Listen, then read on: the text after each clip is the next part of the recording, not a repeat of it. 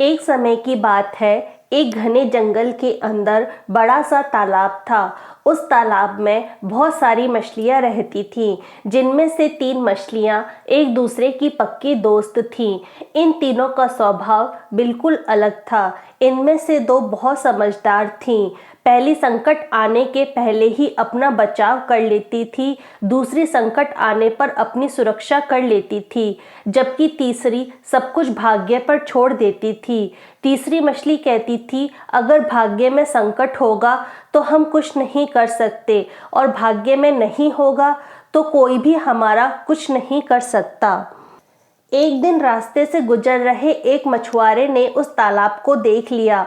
उसने देखा कि तालाब मछलियों से भरा पड़ा है। उसने तुरंत अपने बाकी साथियों को इसके बारे में बताया। मछुआरे और उसके साथियों ने अगली सुबह यहाँ आने और उन मछलियों को पकड़ने का फैसला किया, लेकिन मछली ने मछुआरे और उसके साथियों के बीच की बातचीत सुन ली थी। उसने तुरंत तालाब में रहने वाली सभी मछलियों को इकट्ठा किया और सारी बात बता दी।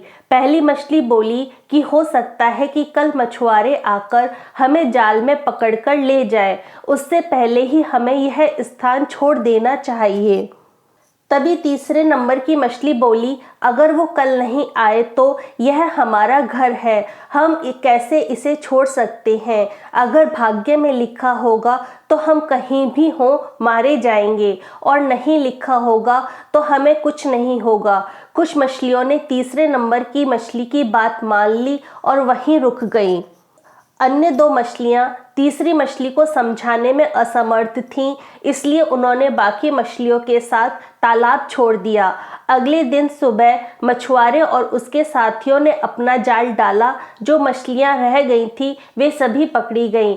जो मछलियाँ भाग गई थीं उन सभी की जान बच गई, और जो तालाब में रुक गई थी वे सभी मछुआरों के द्वारा पकड़ ली गईं। मछुआरों ने उन्हें एक टोकरे में डाल दिया, जहां सभी तड़प तड़प कर मर गईं। इस कहानी से हमें यह सीख मिलती है कि हमें कभी भी भाग्य के भरोसे नहीं रहना चाहिए। संकट आने के पहले ही उसे दूर करने का उपाय सोचकर रखना चाहिए।